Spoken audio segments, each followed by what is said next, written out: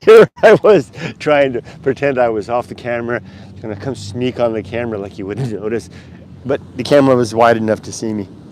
Funny me.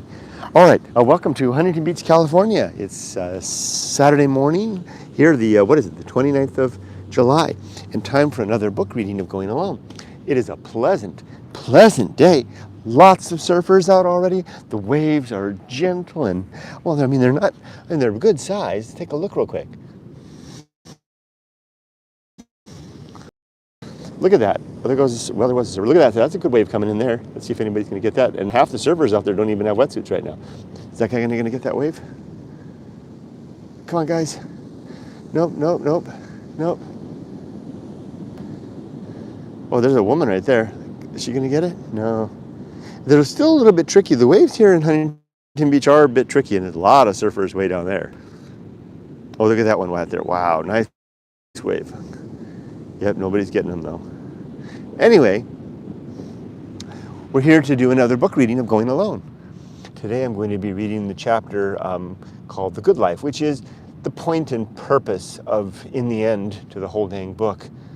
You know, because what good is it to realize the universe has no, is it inherent or intrinsic?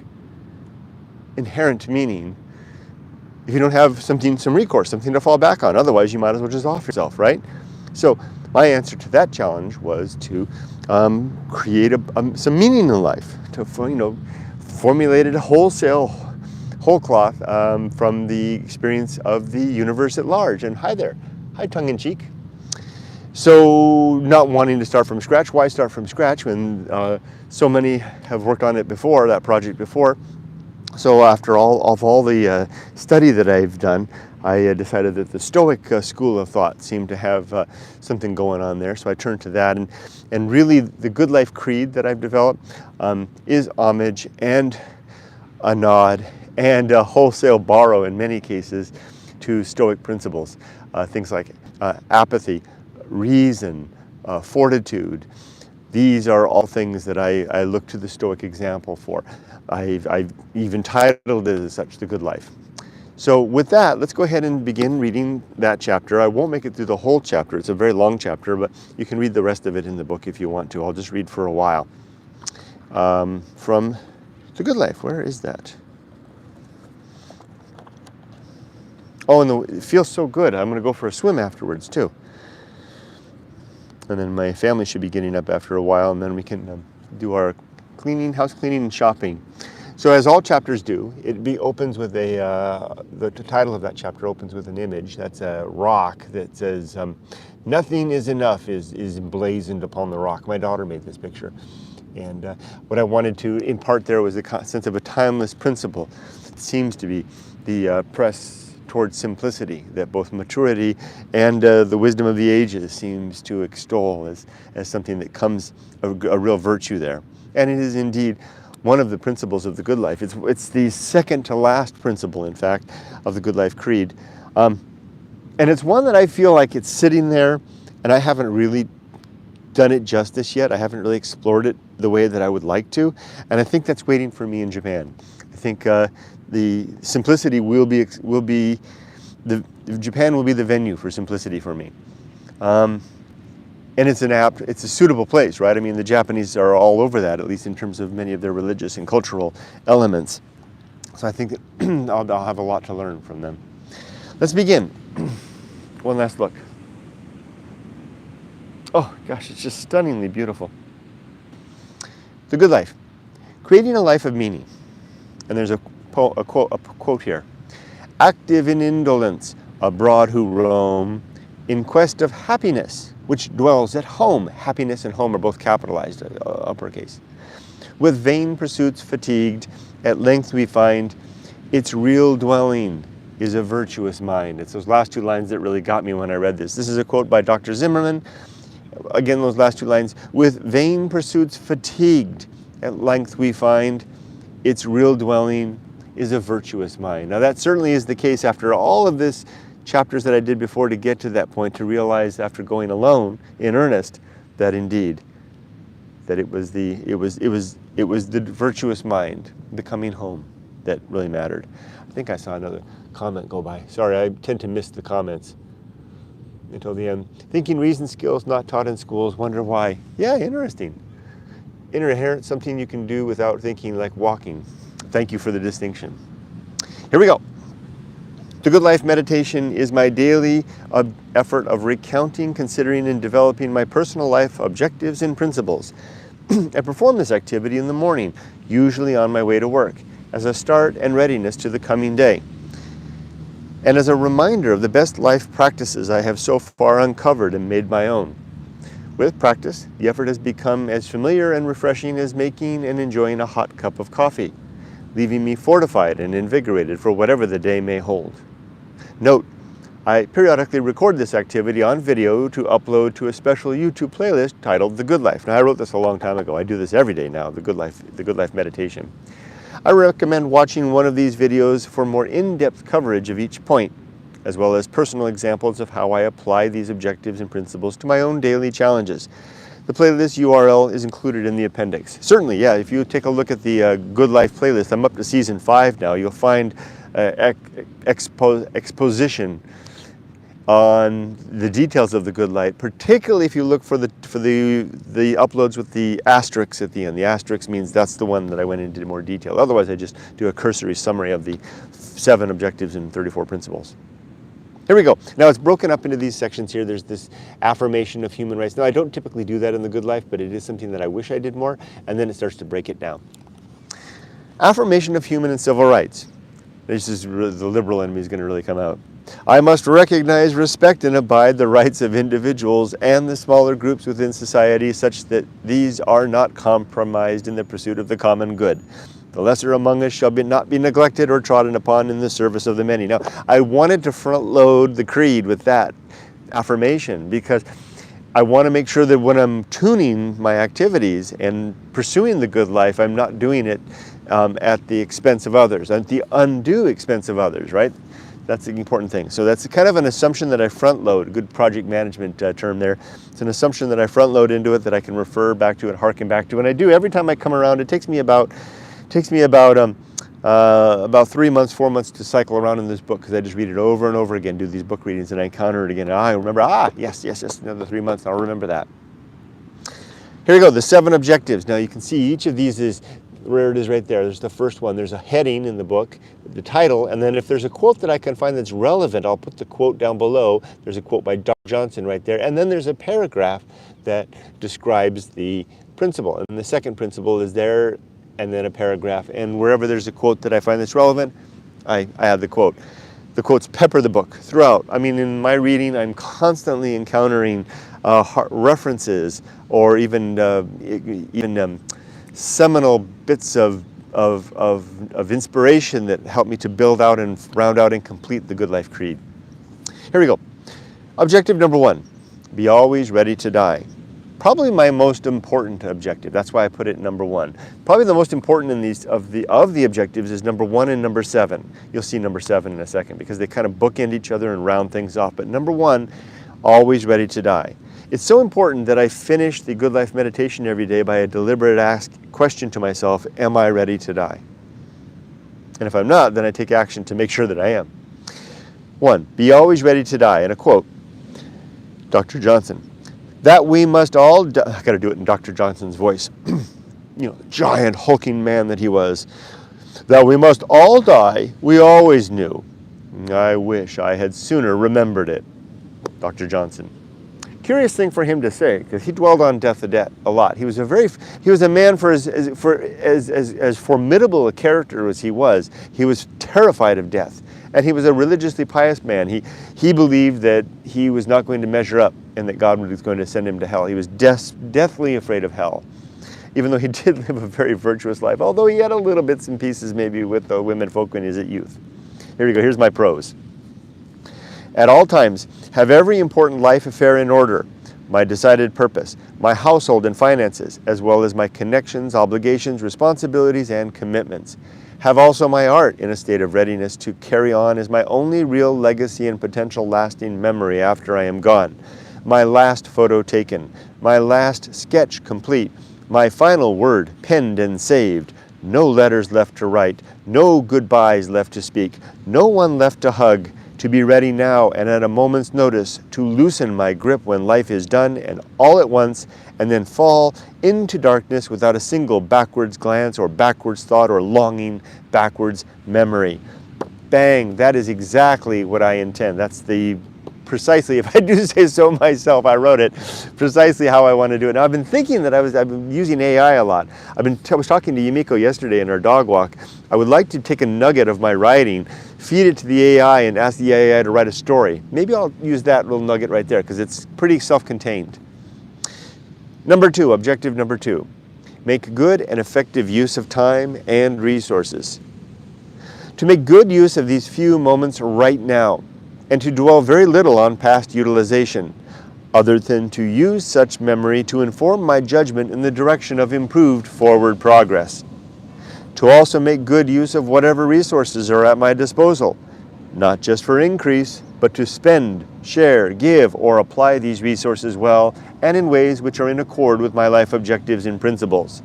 Below are examples of some of the things I would like to be caught doing when death comes at last to utterly snuff out my life.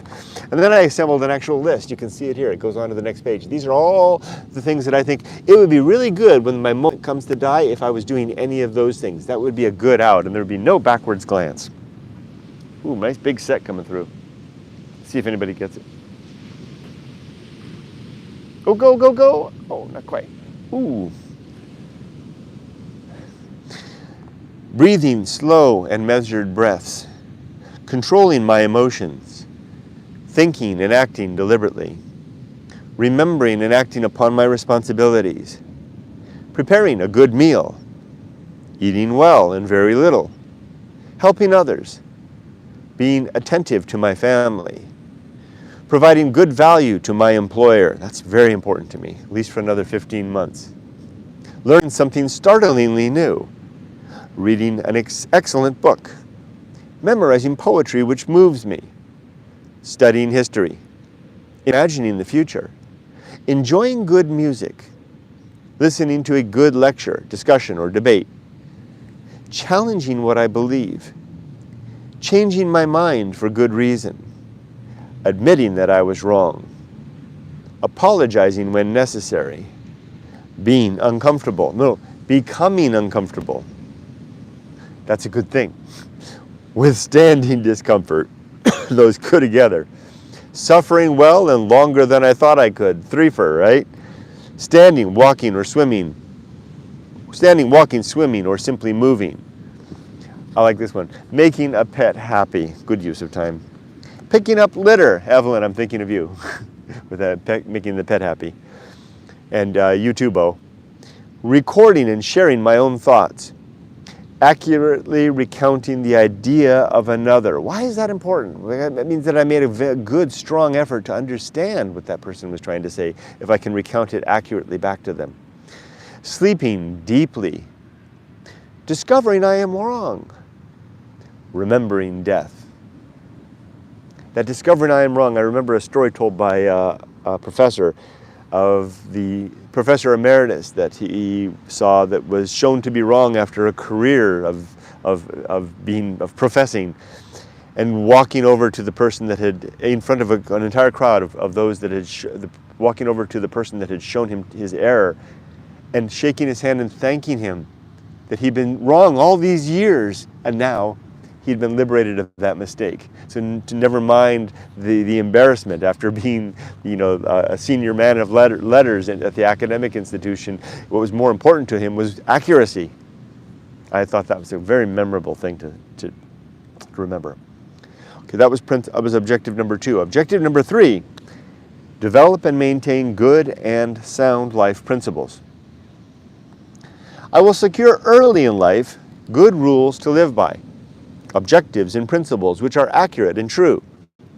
I will then dedicate some time each day to using, testing, and refining these objectives and principles. Over time, I will make a small catalog of only the soundest truths I have found, which I will then number and recount each day for the purpose of further discovery and self-guidance. Finally, I will share what I have found through the example of my words and actions, and my best effort of living a good and sound life. 4. Cultivate good emotional reactions. I will take control of my emotions, such as that these inform my living more than control it. Feelings and reactions will then become life counselors rather than rulers and chiefs. Through this effort, I will create and reflect a life of equanimity through inward control and a resulting outward peace. I will remember that life is lived as one upon a seashore, noting and living according to the tides, which fall now with feelings of low regard towards our purpose and meaning and well-being, followed later by rising spirits and outlook, with the fresh, clean flood flowing in, temporary, here for a very short season, before the ebb comes again to frustrate, confuse, and concern us in an always recurring cycle of lows and highs and lows again once more. 5. Perform good actions. My deeds should be worthy of a life spent working to pass each day as an improvement, not only for myself and my family, but also for those with whom we share life now, as well as those in the future who will receive this common inheritance. I could ask AI to make each one of these into a story. 6. Recognize true limits and true opportunity. Very, very stoic, this one. I will strive to live life in honest recognition of my true scope of control, which extends no further than my thoughts, actions, and reactions, and the consequences these might entail. I will ask myself how I may craft favorable ends from any circumstance. What misfortune do I not have the power to fashion into some instrument of virtue? Is it death now at the door? Do not bar the way, for the hour of our meeting is truly at hand, and I will not attempt to detain in vain any will, force, or consequence which is truly beyond my control. And what role apathy in my discernment and feign engagement with a universe beyond the scope of my small control? One thing slowly. This is number 7. This is probably of the 7, the 2 most important, number 1 and number 7. Here we go. One thing slowly. Do only one thing at a time, and do that thing slowly. I will try hard to never take on 2 activities or entertain 2 thoughts at the same time. In addition, I will pursue each activity or thought slowly.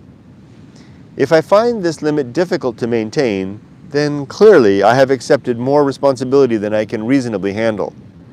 Of course, there will be times I am unable to maintain this workload or ratio due to deadlines or other necessities.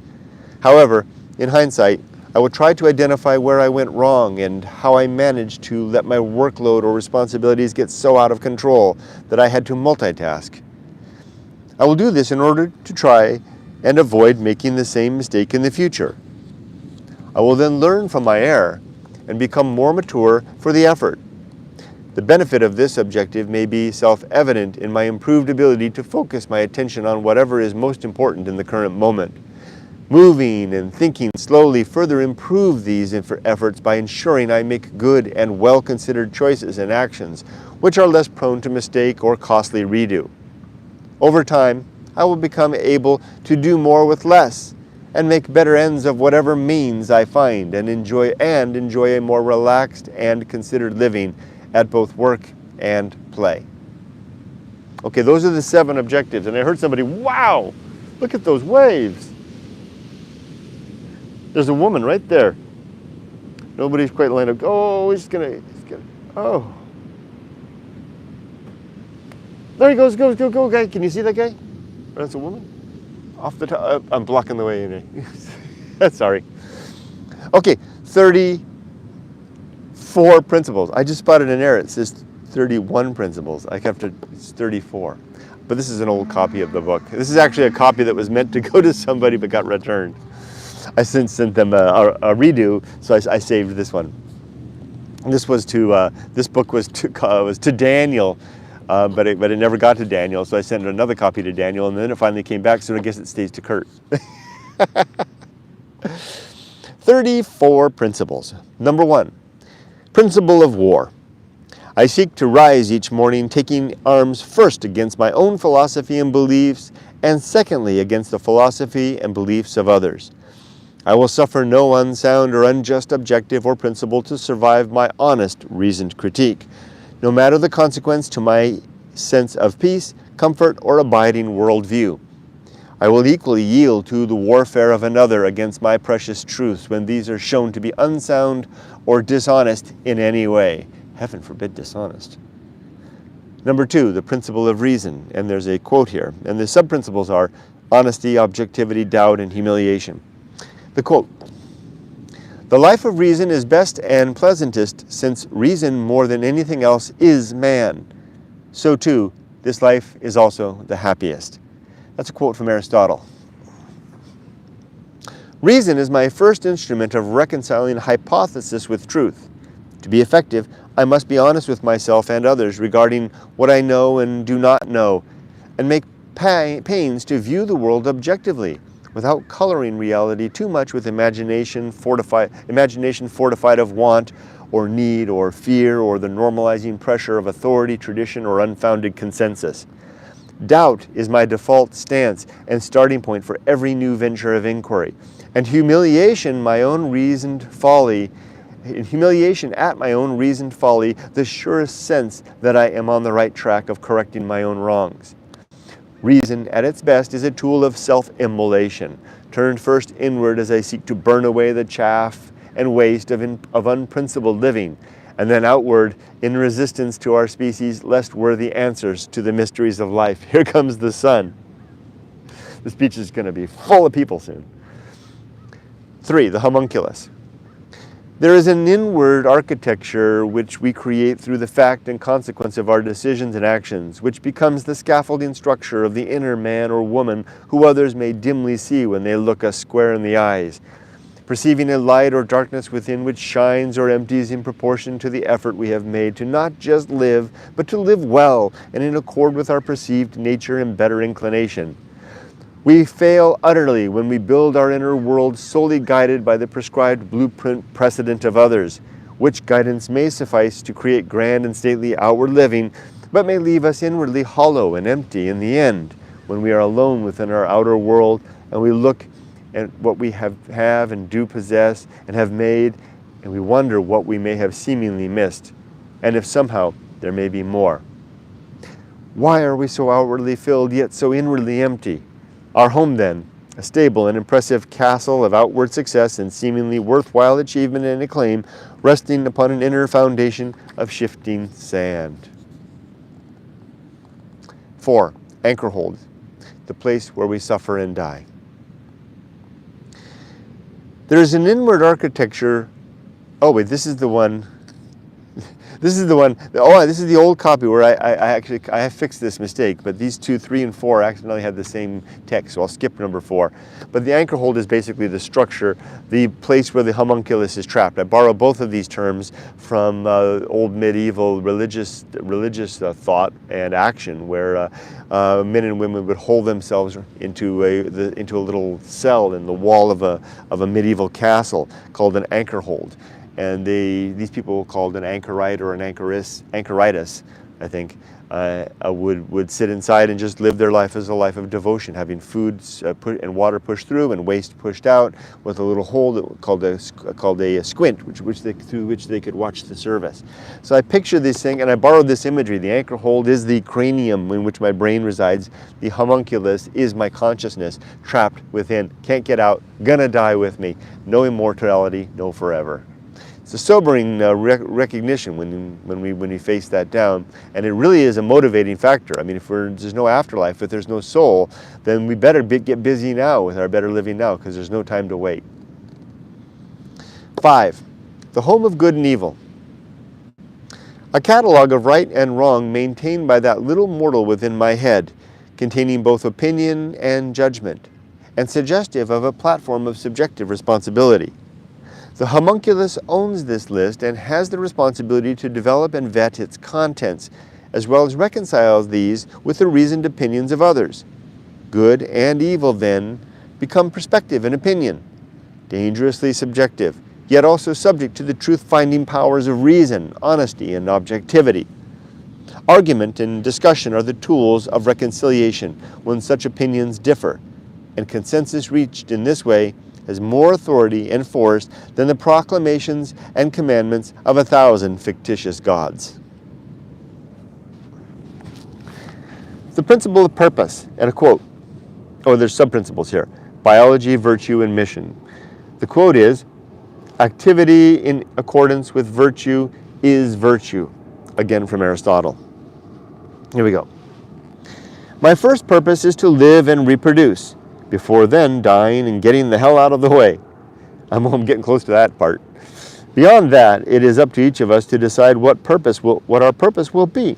For myself, I select the purpose of virtue, where virtue is defined as a life lived in furtherance of the well-being of thinking things. And my missions are the series of goals I set for myself to achieve to achieve over the successive years of my life. 7. The atomic principle and the sub-principles of dissolution and emergence. Now, to explain these sub-principles, I weave those into the prose description. So you'll find mention of dissolution and emergence in what I'm about to read. And a quote, all things change to fire, and fire exhausted falls back into things. That's a quote from Heraclitus. That's the whole idea of the atomic principle. Bits and pieces, atoms. And I usually lift up some sand and show a little sand falling to illustrate. That's us. Going back to it. Everything in the universe is bits and pieces, flowing and changing, forever transforming and becoming. So too, you and me. Here for a bit, soon to pass, soon to dissolve, never again this thing once more. Note, when remembering this principle, I often pick up a handful of sand or dirt to let sift through my fingers in the blowing wind. No blowing wind today. Wow, here comes a whole pack of people.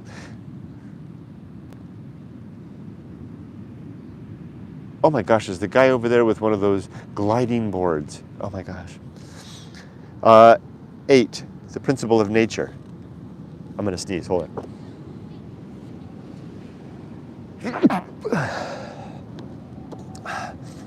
A beast tracked through the brush. Everything and everyone has some qualities and character which define what they are and what they are about. This nature, combined with perspective and will, is their paradigm and operational guide.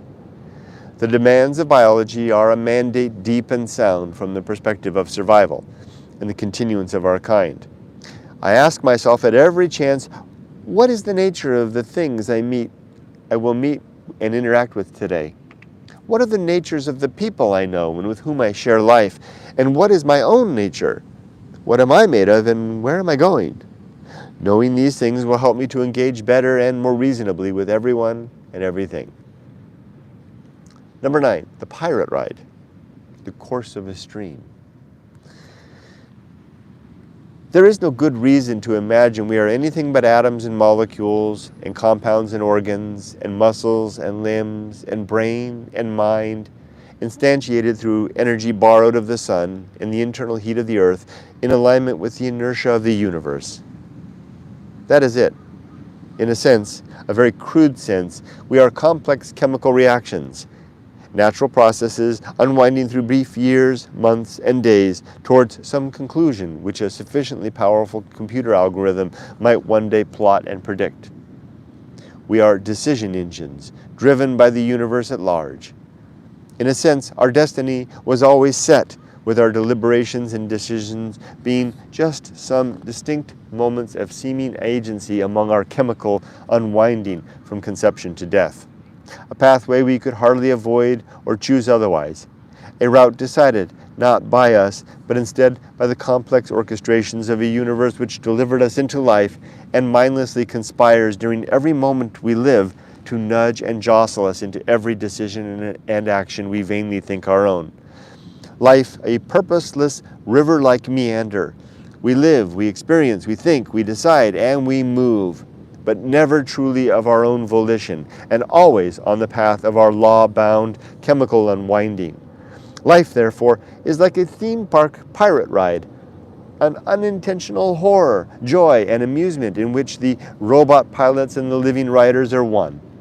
We live our lives then along seemingly invisible tracks we can never jump or escape, for we lack utterly the will to do anything but stay our course, and though we can make any decision we like, we can never have made any decision other than the ones we did. Regarding the pirate, that comes from Disney's Pirates of the Caribbean ride at Disneyland. That's where I got that idea. I actually came up with this idea riding through that attraction, particularly right at the point where the bridge was, where the teams are having the gunfight across the bridge, and I realized, that's us. And I wrote that. I came home and wrote this, and I've been living it ever since. Okay, next is the principle of maturity. The sub-principles here are wisdom, fortitude, and integrity. Let's walk around just a bit. A lot of people. Maturity is a finely curated collection of experience, gained of life trials, both succeeding and failing, and recalled with some accuracy and honest consideration towards improved future ends. Wisdom is the soil where such considerations are plowed, and fortitude is the will and persistence are to see the harvest through, and integrity maintains our sound constitution. Number 11, the social principle. The sub-principles here are diplomacy, justice, and conspiracy. Human beings generally operate in pursuit of our own well-being and the well-being of one another. We can survive alone, though we rarely flourish in solitude, and we risk that whatever understanding and wisdom we gain in deep and persistent disconnect may not be easily communicated or translated to others, and may become irrelevant babble, despite being perhaps true. Therefore, find one another and make good effort to be together and share ideas. Go alone at times, but always return to be with others. I will become a diplomat, an ambassador to not only the familiar, but also the strange and new. I will strive always with others towards sane and just ends. Become a man or woman of one another. We will conspire together towards what we perceive and decide is good. These are lofty goals, something I struggle daily to attain. Okay, next, number 12, public speaking, and the sub-principles of best words, prudence, eloquence, rumor, and gossip. And a quote, "To him that ordereth his conversation aright, will I show the salvation of God." That's from the Bible, Psalm 50:23. Speak and communicate always as though any person being spoken of is standing directly before us and attentive to our every word. In this way we shall not gossip or pass idle time at the expense of another.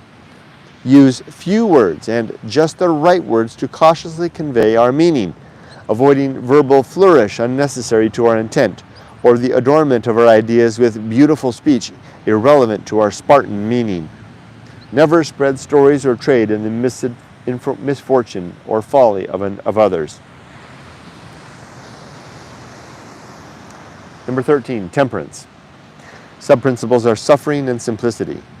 And a quote, "Keep your tongue in your belly under control." Gosh, that's a good one. It's by Anthony the Great. Temperance is the controlled consumption of all things, such as food. I'm just dwelling on that. Keep your tongue and your belly under control. That's really good. Let me try to do that myself. I'm feeling a little bit giddy because of the sun and I'm old. Temperance is the controlled consumption of all things, such as food and drink, work and play, and even our thoughts and emotions. I will strive to recognize these consumables and then measure out a reasonable portion for myself, and then strive to consume very little of that.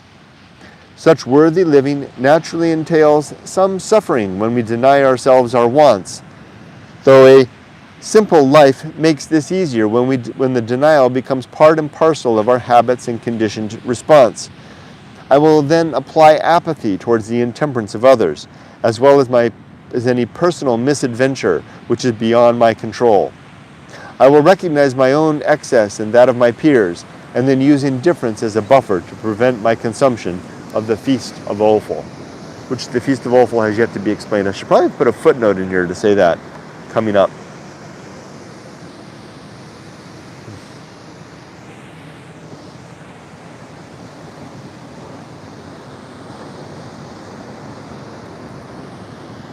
14. Life will not go well. I'll be damned if I don't nearly always stumble, trip, slip, or otherwise get bounced around, turn backwards, and have the hardest time keeping a straight line towards the objects and ends I set myself to reach or achieve. It's like life is this imperfectly evaluated landscape of changing textures, seasons, and weather, where winds suddenly gust from one side and slippery ice appears on the ground in a shady hollow, or lurking beasts stalk and jump from behind, and a friend hails us to the right and demands our time and attention, and our bodies complain and yield to fatigue, disease, and our ever-increasing weakness of capacity and uncertainty regarding want. That we ever get anything we've set out for is an amazing feat.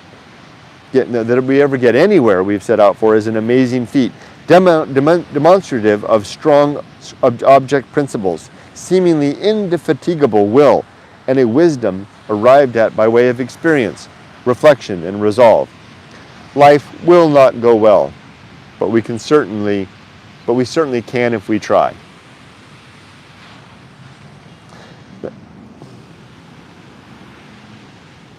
"15. The horror show. The recognized consequence of a universe unfolding beyond reach of our care or ministrations, and the awful evidence that there is no overarching management or oversight beyond the descriptive record we make of how things operate, and the necessity which physics, chemistry, and time does seemingly demand of us all. At last, we stand with our hands at our sides, and our mouths agape, and our minds at wit's end, as the unfolding tale of what is moves on without notice or care of what we want or think is good, or right, or simply humane. It just moves forward, leaving everyone behind. We will all be left behind."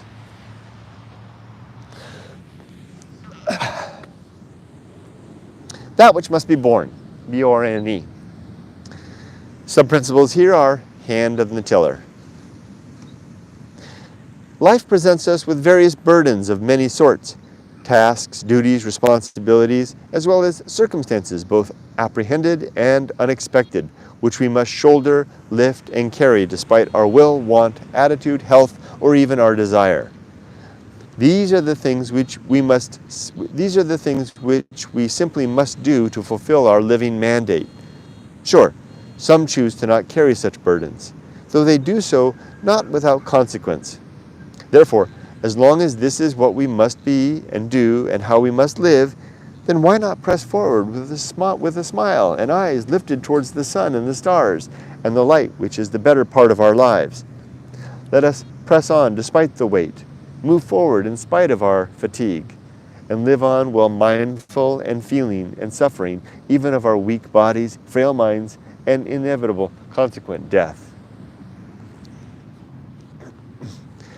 "Steady on course," declares the master from the deck. "Hold the rudder tight against the wind and the current, and our fear and our doubt and your doubt and upset and sense of drift and loss and ambush, even by the forces of seeming nature and the draw of the seeming fates towards the maelstrom at port and the siren rocks starboard. Quick," declare the crew, "lest lash." I think I fixed that. There's a typo here. It says lash. It should say lash. I think I fixed that. Lash, like I said, this is an old copy. "Lash the master to the mast and unstop his ears before we ourselves shut up our own hearing with wax and throw all our weight through." It should be throw. I fixed that too. It's an old. I got a new copy. I got to get myself a new copy of the book. "And throw all our weight to hold the ship straight on course. Thus we learn the secrets of the song of the demon sea hags, while keeping our vision and direction intact against their sway. Will we soon enough go down and drown within the sea? Of course we will, but not before we sail like men." Now, of course, that's homage to the passage of Odysseus passing the rocks with the sirens, right, and the stopping of the ears with the wax. Number 17, the Feast of Offal, the banquet of our suffering. Hi. And here's a quote. "A fool uttereth all his mind, but a wise man keepeth it till afterwards." That's from Proverbs 29:11. The Feast of Offal. This is a tricky one that I added to the book. So it refers to that, that losing it and the upset that causes to the world around us and to ourselves. And it's unseemly. This strange meal consists of the waste and byproduct of unreasoned and unprincipled living, which we discard like filth everywhere we live, think, and act. Every time we become confused, frustrated, upset, or angry, and we take pains to let all the world know, we are then spilling out our personal offal onto the world, spreading the filth of our hot, raw emotions onto everyone within range of our upset. The curious thing is that so many then take up the filth we flung at them to then consume it with seeming relish, making themselves immediately sick in the process and causing them to begin their own reciprocal feast of offal. And thus it spreads from one to another throughout the day, and even at night while we dream our emotions into life, an awful banquet of filth, soiling deeply our peace and better living, poisoning our lives and the lives of everyone we know. I wish to cover my mouth and nose instead, to filter out the foul excess of undisciplined thought and living, to temper my emotions and my careless consumption of the emotions of others. Number 18, the principle of distraction, and a long quote. What is the course of the life of mortal men on the earth? Most men eddy about, here and there, eat and drink, chatter and love and hate, gather and squander, are raised aloft and hurled in the dust, striving blindly, achieving nothing, and then they die. Perish, and no one asks who or what they have been, more than he asks what waves in the moonlit solitudes mild of the midmost ocean have swelled, foamed for a moment, and gone. Oh, that's so good. It's by Matthew Arnold.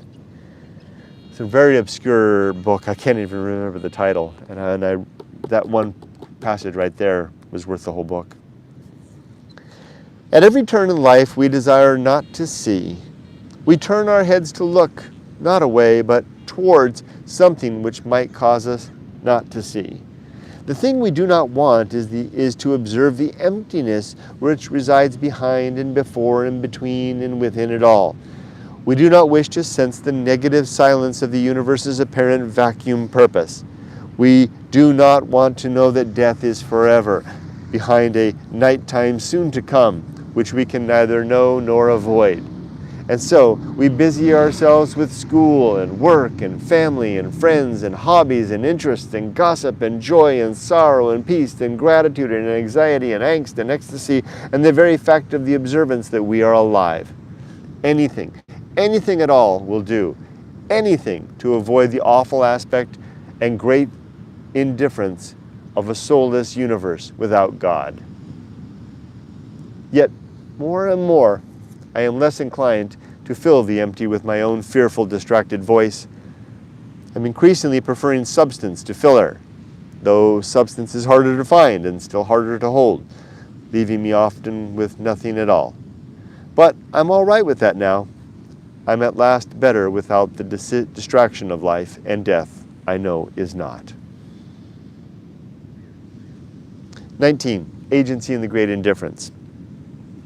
Every individual life is an agent, and the products of its living are its artifacts. Subtract these away, and what's left is the vast landscape of the great indifference, characterized by the incapacity to observe or maintain any thought or opinion towards well-being, an utter lack of regard towards joy or suffering, a godless backdrop of unthinking, inanimate substance and time. 20.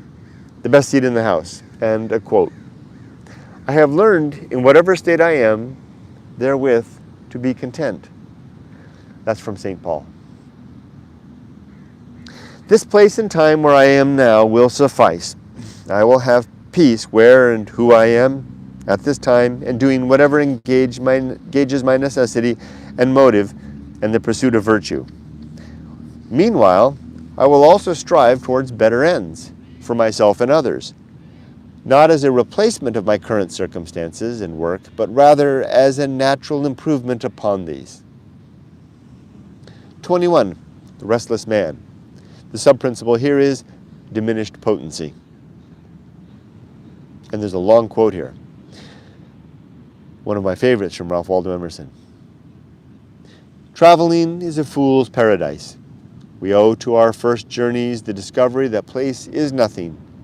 At home, I dream that at Naples, at Rome, I can be intoxicated with beauty and lose my sadness. I pack my trunk, embrace my friends, embark on the sea, and at last wake up in Naples.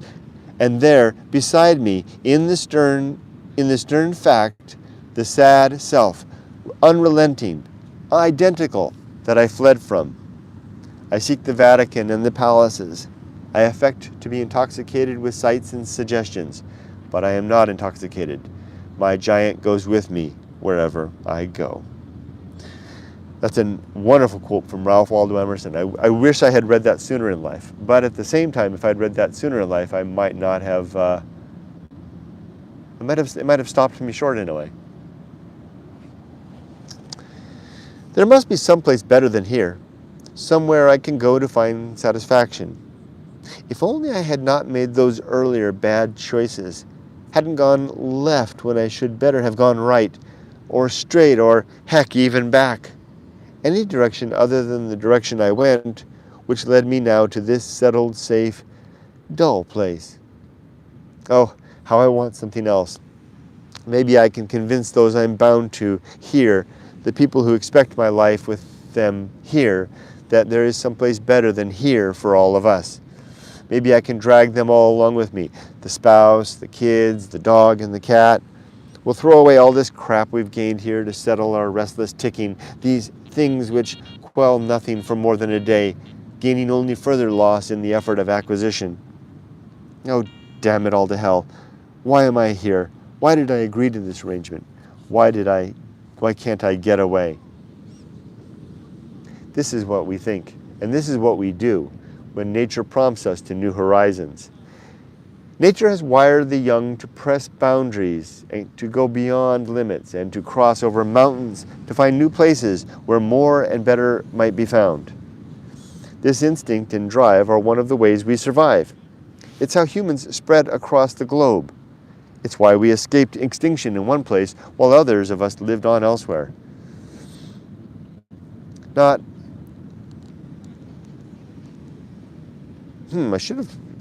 wrong. I should have said it's why some of us escaped extinction in one place while others died elsewhere. I need to fix that. Not everyone is built. Let me grab my pen to make a mark. I've got a little yellow pen here.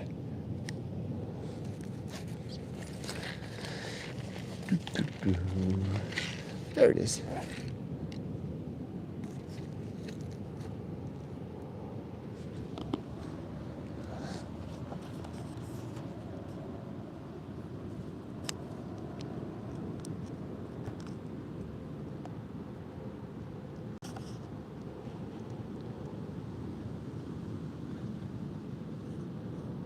Okay, I'll fix that. Not everyone is built this way. Men more than women, I suspect, but both sexes to be sure. And there will be no peace to those who are so driven. The only peace being the arrival of old age. That is true. Expect some relief in the mid-50s or thereabouts, about the time and in relative proportion to your waning bodily potencies. Yeah, that's true too. Until then, suffer if you ignore the call to the path, and even then, suffer on. Okay, that's a sobering thought. 22, the path of wildness, with the sub-principles shadow dividend and Ulysses ride, and the direction of our first inclination. At every crossroads, I will assess the fact that a decision must be made and then determine how much time I have to make it, and then collect my facts and consider the options, and then decide at the appropriate time. If my facts are insufficient, and there really is no more time, then I will listen to my gut instinct, let it have its say, and then perhaps move in that direction, confident in having made the best evaluation I could in a reasonable amount of time, and with the resources and facts at my disposal. I will be all right with whatever outcome, even if the next end is death, and I will beware the hard benefits which come of such change. The improvements which hurt, but which can be had in no other way. The shadow dividends of the pain of change and the loss of what is no longer needed. Okay, semicolon, I see, no other way. The shadow dividends of the pain of change and the loss of what is no longer needed. And I will suffer well through the decided pathway, like Ulysses riding the storm and temptation of what he chose for his own. I'm stumbling a little bit. I'm a little bit tired, so I'm kind of stumbling. Let's try this. Keep it up, Kurt. Number 23. The Great Life Adventure. Leaves blown in the wind. And a quote.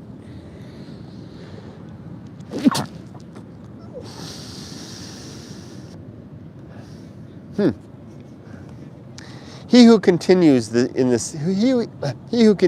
same course of life in the same direct place will have little to tell. That's from Dr. Johnson. I just realized the irony of that, given that Dr. Johnson spent his whole life in London. I think his response would have been that, as he always said, that London was enough. Then he also said that the part that he said was, when a man tires of London, he's tired of life.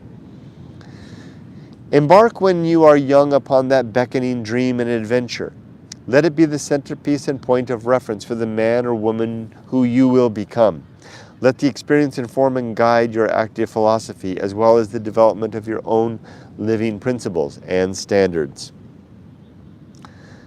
The risk of avoiding risk. The sub-principle here is risk management.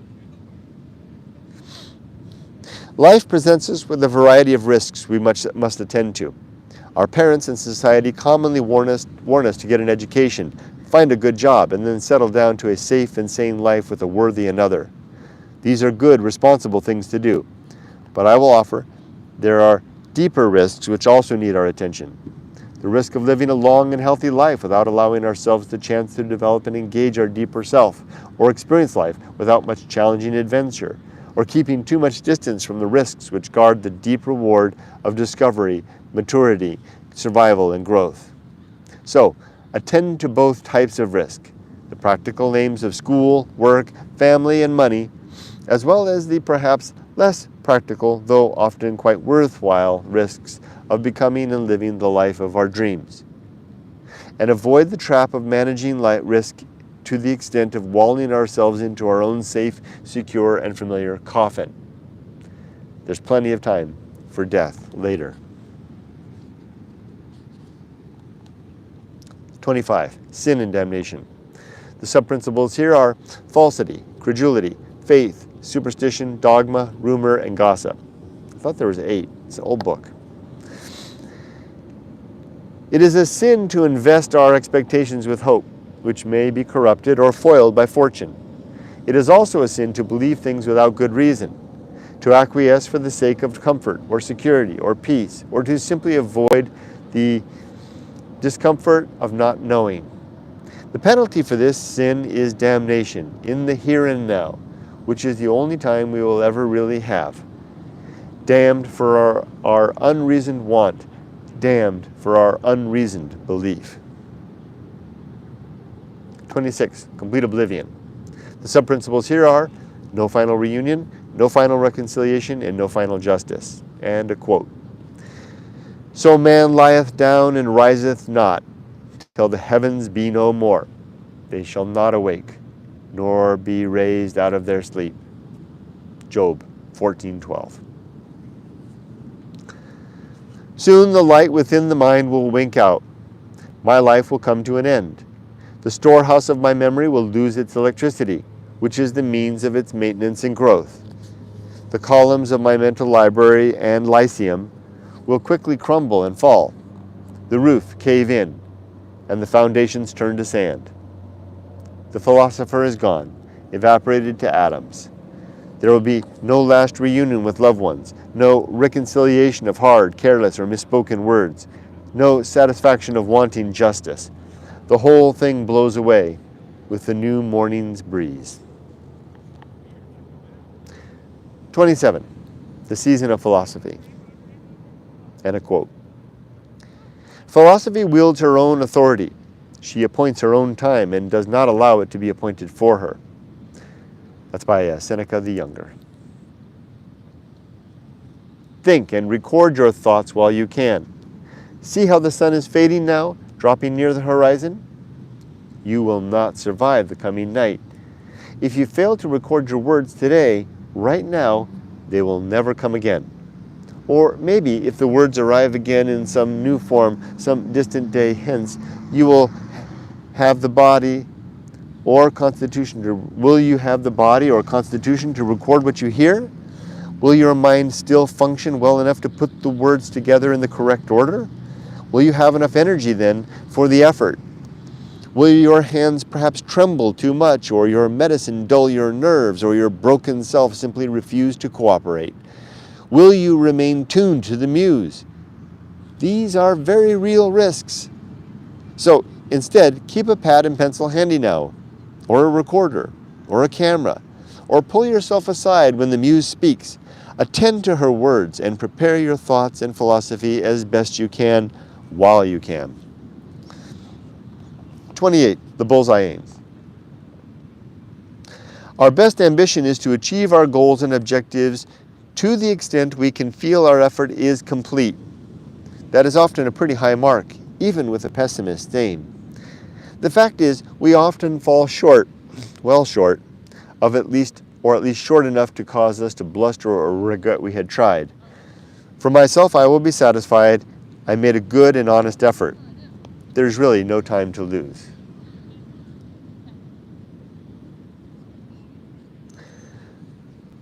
The uphill climb. Sub-principle, the open ocean swim. I will rise each morning and turn my attention to the uphill grade, to the slope which leads up, to the path which resists my climb, yet yields ever-widening horizons, with each step forward. I will move forward and up. I will rarely stop, and I will never willingly go back or even cast a longing backward glance at the places I've been and have left behind. Another way to look at this is from the perspective of my life by the sea, where sometimes I slip alone into the water to swim far out to deep water, and then along the shore. The water is deep out there, and the waves incessant, pushing me now up and then back and over and across as I make my best line along the distant shore. No matter how the sea might rock or jostle my body, I carry on. I keep swimming, and when a larger wave foils my attempt to take in a breath of air, filling my mouth with salty seawater, I only sputter and spit out and yet carry on. I swim through the sea with a steady resolve, apathetic to the sea, while nonetheless engaged upon it and within it. This is the uphill and steady climb forward. This is the open ocean swim. 30. Arena and utility. Every place and such situation are an opportunity to practice and refine your objectives and principles. Ask yourself at every point through the day what utility and good end might be found in the employment of your reason and philosophy, which must be forever alert, skeptical, and active. 31. Nothing is enough. Not relying on things for our well-being. And a quote, frugality is not only the basis of quiet, but of beneficence. That's by Dr. Johnson. We start out life in pursuit of whatever might satisfy our aching desire to become sated at the banquet of life. Education, career, friendship, family, and belief are each in turn stuffed into the yawning crevasse opening onto an indifferent universe, hard at work exchanging order for night. A cosmos incapable of sympathy to our plight, without pity for our pain, with no awareness or interest in our dreams. We try and we try, doing everything we think we should, to no avail and no relief. Nothing ever enough, nothing ever being quite enough. Until one day we realize that we are saved when we discover that nothing is enough.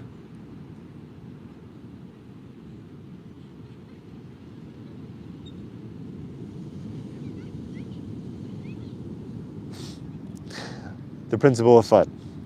Sub-principles, hope and retrospect. And a quote. Then I commended mirth, because a man hath no better thing under the sun. Ecclesiastes 8:15. Along the way, we might become overly focused on the pursuit of living well, such that we neglect to enjoy the fact that we are alive. Be gay, be jolly, have fun, find friendship and community and family and things to do which might make us smile and laugh and sleep well and hard with a smile on your face. Well, maybe I should say our face. Your face. Okay, that's good enough. Live such a life that the mortician must ask your heirs if they wish him to wipe the death mask grin from your face before the funeral service begins. Bring to your death a good and happy life, as a warm, fading spark of light, and life glowing down into the seemingly infinite sea of darkness and gloom. And that's the end. 32 principles. So clearly this is an old book, because there's 34 principles, in fact, and there's all kinds of things and typos and mistakes and changes in the sub-principles, etc. Well, I made it all the way through. The chapter continues. It goes on with today's thought and action plan, notes from the muse, all kinds of things. But I'm going to call it quits right there. I made it through the creed. That's good enough. Let's see if there's any comments before I sign off and go for my swim. The foul illness of people reminds me of gossip and petty jealousies, indeed. All right. Well, thanks for joining me, everybody. Let's take a look real quick. You can see all kinds of people down there. There's a couple of surfer girls about there about to get in. And then see all kinds of waves down there.